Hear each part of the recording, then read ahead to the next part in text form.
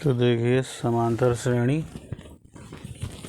Arithmetic progression, English में इसको बोलते हैं अरिथमेटिक प्रोग्रेशन। क्या बोलते हैं? Arithmetic progression. ARITHMATIC arithmetic progression, समांतर श्रेणी। ठीक है, इसमें जो लिखा है आपने इस पर अवश्य ध्यान दिया होगा कि प्रकृति में अनेक वस्तुएं एक निश्चित प्रतिरूप का अनुसरण करती हैं। ठीक है, एक निश्चित प्रतिरूप होता है। जैसे सूरजमुखी के फूल की पंखुड़ियाँ, मधुकोश या मधुछत्ते में छिद्र, एक भुट्टे पर दाने, एक अनानास और एक पाइन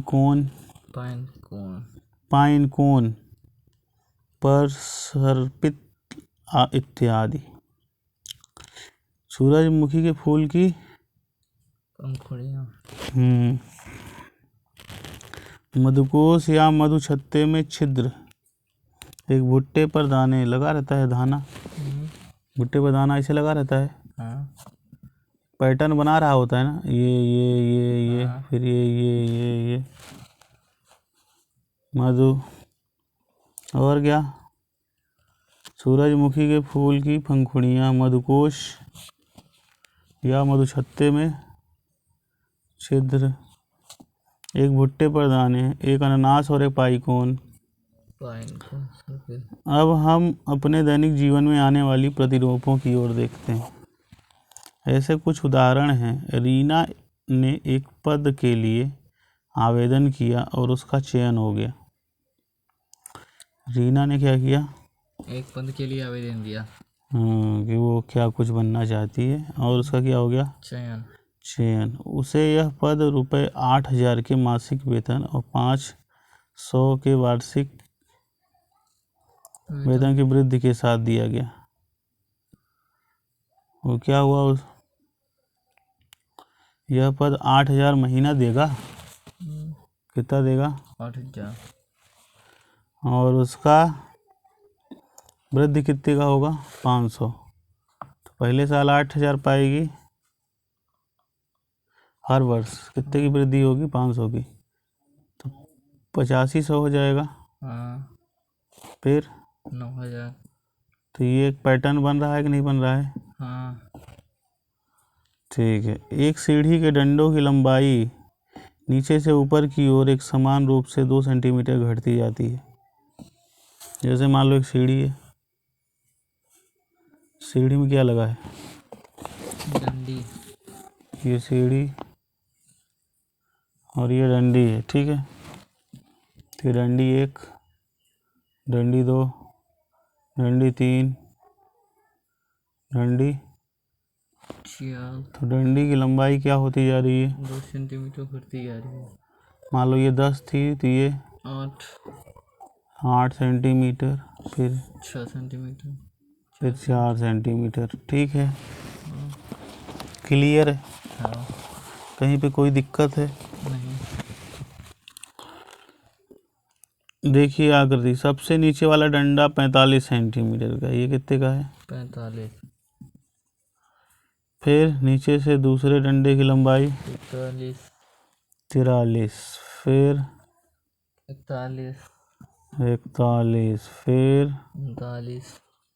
39। तो डंडे की लंबाई क्या होती जा रही है? 2 सेंटीमीटर घटती जा रही है। ठीक है, तो ये एक पैटर्न बन रहा है कि नहीं?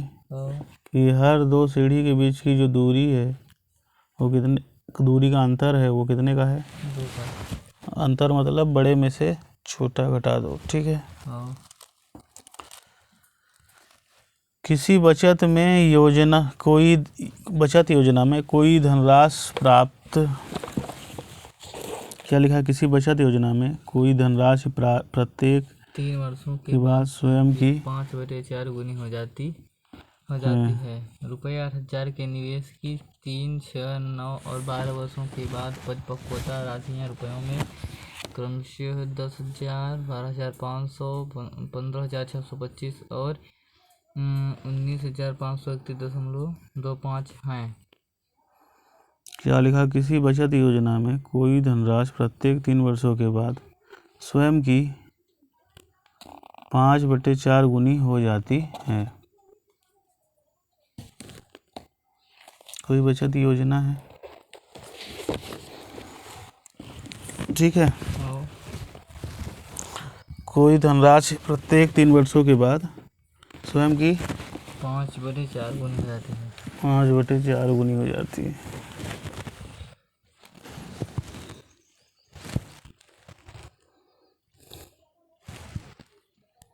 जैसे 8 है, जैसे 8,000 का निवेश है,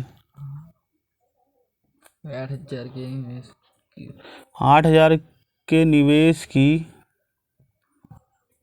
8,000 के निवेश की ये निवेश हो गया, ठीक है। निवेश क्या है? मतलब 8,000 रुपये खर्चा किए तुमने या कहीं लगा दिए। अच्छा। निवेश मतलब कहीं पे आप इन्वेस्ट कर दिए, कहीं पे लगा दिए हो पैसा 8,000 रुपया। 3, 6, 9 और 12 वर्षों के बाद परिपक्वता राशियाँ रुपयों में क्रमशः कितनी हो जाती हैं? 10,000। 3 वर्ष के बाद 10,000 हो जाता है। फिर 6 वर्ष का 12,500। 12,500। फिर 9 वर्ष के बाद 15,625। 15,625। 12 वर्ष के बाद 19,531.25। 19,531.25 है, ठीक है। ये भी एक पैटर्न बन रहा है कि नहीं बन रहा है? बन रहा है। पैटर्न अंतर अलग अलग हो, बात अलग है तो पैटर्न ना। हाँ। किसी भी तरीके से लगा दो, क्या है? पैटर्न, ठीक है। जब उसके बीच का अंतर समान हो तब हो समांतर। समान अंतर। भुजाएं 1, 2, 3 मात्रकों यूनिट वाले वर्गों को मात्रक वर्गों की संख्याएं देखिए। ये देखिए, फिर ये देखिए, फिर क्या देखिए? 3 का स्क्वायर। 3 खंड हो गए, सही है। भुजाओं 1, 2, 3 मात्रकों वाले वर्गों में मात्रक वर्गों की संख्याएं देखिए। आकृति 500 तो क्रमशः 1 स्क्वायर,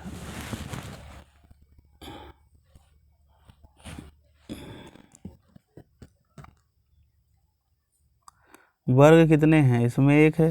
हाँ। 1 स्क्वायर, इसमें 2 का स्क्वायर, 4 वर्ग है ना। हाँ। इसमें 9 है तो 3 का स्क्वायर। 3 के स्क्वायर वर्ग है। इसमें 1 वर्ग है, इसमें 4 वर्ग है, इसमें 9 वर्ग है, सही है। हाँ। शकीला अपनी पुत्री की गुल्लक में 100 रुपये डालती है, तो ये भी एक पैटर्न है कि नहीं है? 1 का स्क्वायर, 2 का स्क्वायर, 3 का स्क्वायर, 4 का स्क्वायर, ये भी एक पैटर्न है ना। हाँ। कि नहीं है? शकीला अपनी पुत्री की गुल्लक में कितने रुपए डालती है? 100 रुपये। रुपये 100 डालती है। जब वह 1 वर्ष की हो जाती है तथा प्रत्येक वर्ष इसमें 50 रुपये की वृद्धि करती जाती है। उसके पहले, दूसरे, तीसरे, चौथे जन्म दिवसों पर उसकी गुल्लक में डाली गई राशियाँ रुपयों में क्रमशः। अब देखो, शकीला क्या की है? गुल्लक क्या है? जो हाँ, वही कुल्हड़ जिसको तुम बोलते हो। शकीला अपने पुत्री की गुल्लक में 100 रुपया डाली। कितने रुपए? 100। जब वो कितने वर्ष की हो जाती है? 1 वर्ष की, तथा हर साल 50 रुपए की क्या करती है? वृद्धि। 100 डाली, फिर 150 हुआ, फिर 50 बढ़ाती है। 200 हुआ, फिर 250 250 हुआ और ऐसे ही चलता जाता है। ठीक है, फिर आगे आते हैं 6। खरगोशों का एक युग्म अपने पहले महीने में प्रजनन करने योग्य नहीं है। खरगोश का एक युग्म क्या है? जोड़ा। बहुत बढ़िया। अपने पहले महीने में प्रजनन करने योग्य नहीं है, तो पहला महीना में प्रजनन नहीं करेगा। ठीक है, दूसरे और प्रत्येक आने वाले महीने में वे एक नए युग्म का प्रजनन करते हैं। हाँ, प्रत्येक नया युग्म अपने दूसरे महीने और प्रत्येक आने वाले महीने में एक प्रत्येक नया युग्म अपने दूसरे महीने और प्रत्येक आने वाले महीने में एक नए युग्म का प्रजनन करता है। यह मानते हुए खरगोश की मृत्यु नहीं होती है पहले, दूसरे, तीसरे, छठे महीने। देखो, पहला, फिर ये दूसरा, फिर ये खरगोश हो गए। ये इसमें क्या श्रेणी बन रही है? पैटर्न 1 ठो खरगोश, फिर 2 ठो खरगोश, फिर 3 ठो खरगोश, फिर 4 ठो खरगोश बन रहा है। एक जोड़ा, फिर 2 जोड़ा, फिर ये 3 जोड़ा, बढ़ते जा रहे हैं। कोई दिक्कत नहीं, बढ़ने दो। उपरोक्त उदाहरणों में हम कुछ प्रतिरूप देखते हैं। क्या देखते हैं? प्रतिरूप। कुछ में हम देखते हैं कि उत्तरोत्तर पद अपने से पहले पद में एक स्थिर संख्या जोड़ने से प्राप्त होते हैं। कुछ में ये पद अपने से पहले पद को एक देखो, व्यापक रूप, जनरल, व्यापक रूप को क्या बोलते हैं? जनरल फॉर्म या स्टैंडर्ड फॉर्म। क्या बोलते हैं? स्टैंडर्ड रूप भी बोलते हैं, जनरल रूप भी बोलते हैं। क्या बोलते हैं? जनरल और स्टैंडर्ड। हाँ, चाहे जनरल रूप बोलो, जनरल फॉर्म या स्टैंडर्ड रूप। ठीक है, क्लियर है? उपरोक्त उदाहरणों में हम कुछ प्रतिरूप देखते हैं। कुछ में हम देखते हैं कि उत्तरोत्तर पद अपने पहले पद में एक स्थिर संख्या जोड़ने से प्राप्त होते हैं। कुछ में ये पद अपने से पहले पद को एक निश्चित संख्या से गुणा करके प्राप्त होते हैं। इस अध्याय में हम इनमें से एक प्रतिरूप का अध्ययन करेंगे। इस अध्याय में क्या करेंगे? एक प्रतिरूप का क्या करेंगे? अध्ययन, जिसमें उत्तरोत्तर पद अपने पहले पद में एक निश्चित संख्या जोड़ने पर प्राप्त किए जाते हैं। हम यह भी देखेंगे कि इनके अन्वय पद या क्रमागत पदों का योग किस प्रकार किए जाते हैं। ये कुछ नहीं है भाई, एक बार पढ़ लेना चाहिए, हो गया, है ना? ये कोई बड़ी बात की है? बड़ी बात है क्या? नहीं, एक बार वो बता दीजिए, विलोपन विधि। विलोपन विधि? हाँ, अरे यार, यही है।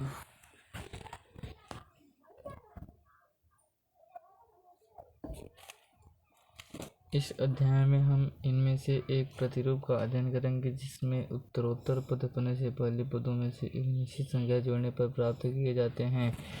हम यह भी देखेंगे कि इनके यनवे पद और यन क्रमागत पदों के योग किस प्रकार ज्ञात किए जाते हैं तथा इस ज्ञान का प्रयोग कुछ दैनिक जीवन की समस्याओं को हल करने में करेंगे। समांतर श्रेणियाँ। ठीक है, 1 2 3 4 डैश कर दिए। ये समांतर श्रेणी है कि नहीं है भाई? अंतर दो, एक नंबर और उसके पहले वाले नंबर के बीच का जो अंतर है वो बदल, एक नंबर और उसके पहले वाले नंबर के बीच का अंतर बदल नहीं रहा है। इसलिए क्या है? समांतर श्रेणी। नहीं समझे? 2 में गई, 3 में 2 गई, 4 में 3 गई। 100, 70, 40, 10। यह है एक नंबर और उसके पहले वाले नंबर के बीच का अंतर कितना है? 70 माइनस 100 कितना है? -30। छोटे में बड़ा घटाओगे ऋणात्मक आएगा ना। नंबर और उसके पहले वाले नंबर के बीच का अंतर 40 में 70 घटेगा तो -30, उसमें -30, 10 में 10 से 40 घटेगा तो -30। -30। ठीक है, ये भी समांतर श्रेणी है। तो श्रेणी क्या है? समांतर है। -2 में घटेगा क्या? -3, तो कितना आएगा? -2 + 3 कितना होगा? 3 में 2 गए, प्लस माइनस माइनस हो जाएगा ना। हाँ 3 में 2 घटाओगे, एक आएगा, चिन्ह बड़े वाले का आएगा, प्लस लिखा नहीं आता। प्लस लिखा नहीं जाता। बहुत बढ़िया। फिर 3 3 2 -3 -2 -1 0। बड़े में से छोटे को घटा दो। अरे एक नंबर और उसके पहले वाले नंबर के बीच का अंतर तो -2 में -3।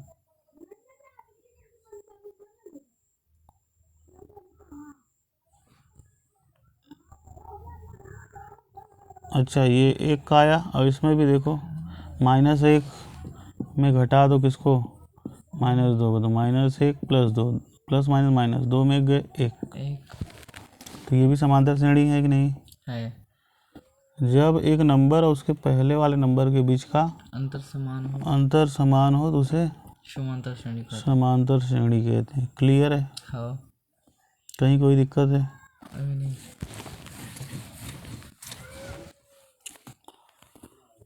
फिर ये 3 3 3 3 ये समांतर श्रेणी है क्या? एक नंबर उसके पहले वाले नंबर के बीच का अंतर 0 है। 0, इसमें भी 0, इसमें भी 0। ये है। ये भी समांतर श्रेणी है, अंतर बराबर आ रहा है। और एक नंबर लेना है, उसके पहले वाले नंबर के बीच का क्या लेना है? अंतर। अगर समान है तो उसे समांतर श्रेणी। तो -1.0 -1.5 2.0 -2.5 ये नंबर है -1.5। और उसके पहले वाला नंबर कितना है? -1 पॉइंट -0 कितना हो गया? -1.5 + 0.0 कितना हो गया?